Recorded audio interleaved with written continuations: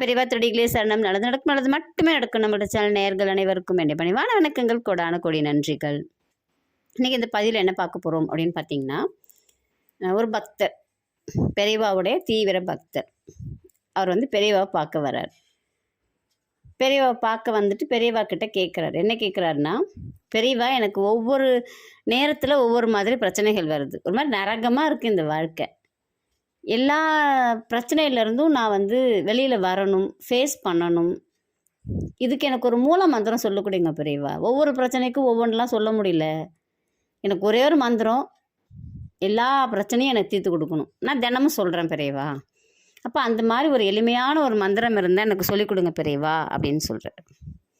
அவர் கேட்குறாரு, எல்லா மந்திரத்துக்கும் மூல மந்திரம், எல்லாத்துக்கும் மேலே அப்படின்னா காயத்ரி மந்திரம் தான். அப்போ நீ காயத்ரி மந்திரத்தை ஜபி அப்படின்னு சொல்கிறாங்க பெரியவா. உடனே அவர் கேட்குறார், பெரியவா நான் சம்சாரி. காயத்ரி மந்திரத்துக்குன்னு நிறைய கண்டிஷன்ஸ்லாம் சொல்கிறாங்க.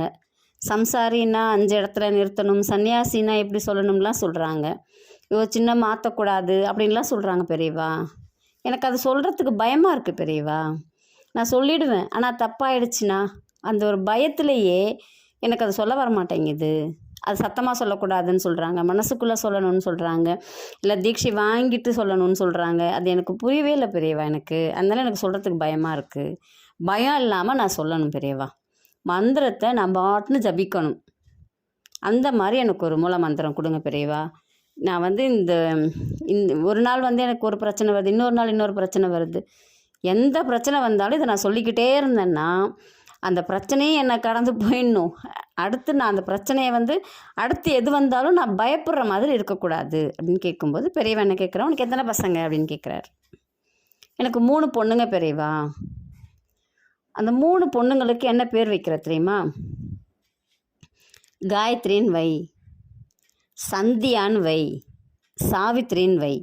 ஏற்கனவே நீ பேர் வச்சிருப்ப, நான் இல்லைன்னு சொல்லலை. ஆனால் நீ கூப்பிடுறது இனிமே மொதல் பொண்ணை காயத்ரின்னு கூப்பிடு, 2வது பொண்ணை சந்தியான்னு கூப்பிடு, 3வது பொண்ணை சாவித்ரின்னு கூப்பிடு. இந்த 3 வார்த்தைகள், இந்த 3மே காயத்ரி மந்திரத்துக்கு சமமான நாமங்கள். நீ காயத்ரி மந்திரத்துக்குன்னு இருக்கக்கூடியதை நினச்சி நீ பயப்படுற இல்லையா, அதை நம்ம குறை சொல்லக்கூடாது.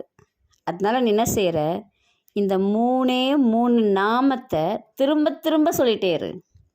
இந்த 3 நாமமும் நீ சொல்ல சொல்ல உன்கிட்ட வரக்கூடிய பிரச்சனைகள் உன்னை தாண்டி போயிடும். இல்லை அந்த பிரச்சனையை எதிர்கொள்கிறதுக்குரிய தைரியத்தை உனக்கு கொடுக்கும், உனக்கு தீர்வை கொடுக்கும். காயத்ரி மந்திரத்தினுடைய சக்தி இந்த 3 நாமத்துக்கு இருக்குது அப்படின்னு சொல்லிட்டு அந்த பக்தருக்கு அழகாக சொல்கிறார். ஆனால் நீ குழந்தைங்களை கூப்பிடும்போது திட்டாத, காயத்ரின்னு சொல்லிட்டு கூட தேவையில்லாத வசையெல்லாம் பாடாத. காயத்ரி அப்படின்னு கூப்பிடு. நீ கூப்பிடுறதே அந்த அம்மா தன்னால் ஓடி வந்துடுவாங்க. பசங்களுக்கு அதனால தான் அந்த பேரை வைக்கிறோம்.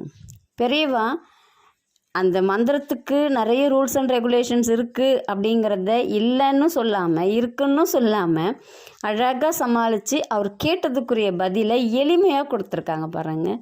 எல்லாரும் சொல்லக்கூடிய மாதிரி ஒரு சூழ்நிலையில் அழகாக ஒரு நாமத்தை கொடுத்துருக்காங்க பாருங்கள். இது எல்லாருமே செய்து பலனடையலாம். எந்த பிரச்சனையும் இல்லை, எல்லாரும் எல்லா டைமும் சொல்லலாம். பிள்ளைகளுக்கு அதனால தான் அந்த மாதிரி பேர் வைக்க சொல்கிறாங்க. இப்போ வாயிலே நுழையாத பேரெல்லாம் வச்சு தேவையில்லாத பிரச்சனைகளெல்லாம் கூப்பிட்டுக்கிறோம், இதான் உண்மை. ஸோ எளிமையாக இந்த மாதிரி பேர் வச்சு அந்த பேரையே சொன்னீங்கன்னாலும் அது உங்களுக்கு மந்திரத்தை ஜபித்த பலன் உங்களுக்கு கிடைக்கும். நம்பிக்கையோடு செய்து பலனடைங்கள். நன்றி, வணக்கம். நல்லதே நடக்கும்.